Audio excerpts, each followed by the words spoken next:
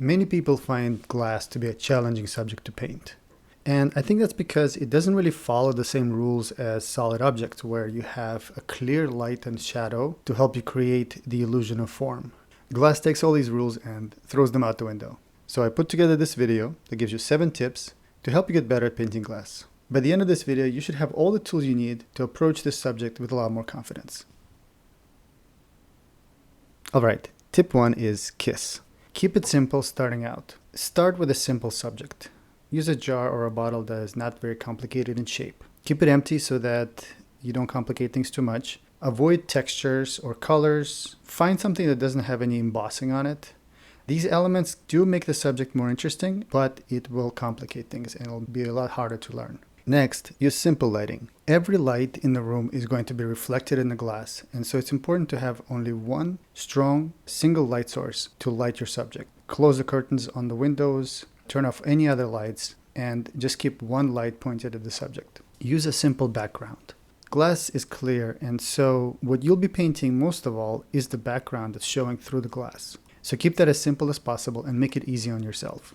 Try a few different colors of background and see how it affects the glass. See what feels right for you. Simplifying the subject allows you to focus on the basic elements that make glass look like glass. Spend some time looking and noticing all the details. Looking is the first step to painting. Tip number 2 is don't paint the glass. Paint what's behind it. Glass is clear, so it's going to show the background through it. So paint the background first and then notice how the glass is separated from the background. It'll be separated in 3 different ways. The first thing you'll probably notice is the highlights.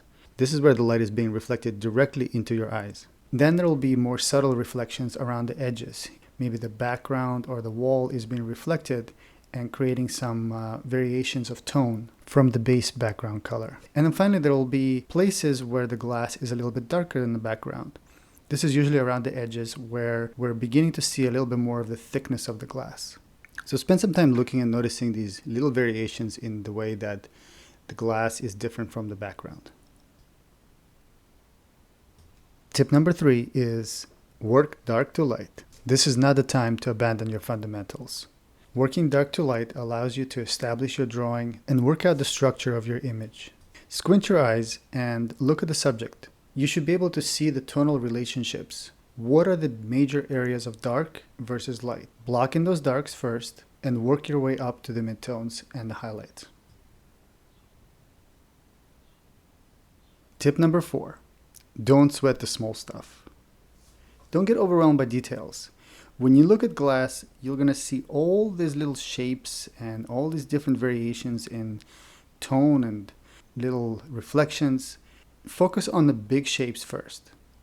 It's always helpful to squint your eyes and to try to capture what are the overall shapes that I'm seeing. Get those big shapes in place and then work your way towards smaller and smaller shapes. Tip number 5, drawing should not draw attention.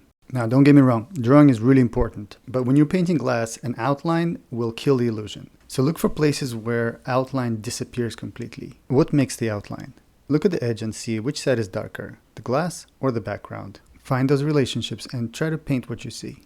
Sometimes when I'm painting, I'll deliberately smudge the drawing away and rub it into the background and create a drawing on top of that using the tonal values of the glass that I'm seeing. Tip number 6, don't panic.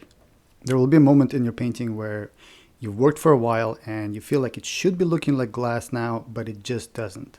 I get it. It can be really frustrating. Just take a step back, squint and look at your subject, then look at your painting and try to find the big discrepancies.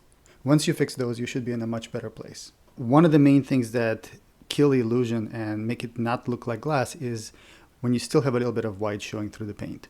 So cover every inch of the painting surface and then take a step back and look again. You might be surprised that it actually looks a lot better than you thought. Tip 7, save the highlights for last. Now I know this is the most rewarding part of the painting. Few things are more satisfying than applying a well-placed, juicy highlight right in the right spot and just seeing that glass come to life. But if you do this too early, you run the risk of having to fight the white. If you need to make adjustments or if the highlight is not quite in the right place, it's going to be very difficult to reposition it.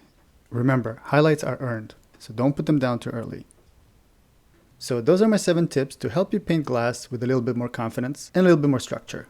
I hope you enjoyed this video. A lot of the clips that I've showed in this video are available as full videos on my channel, so do check them out. And if you have any questions, please drop them in the comments. Thanks for watching. Bye-bye.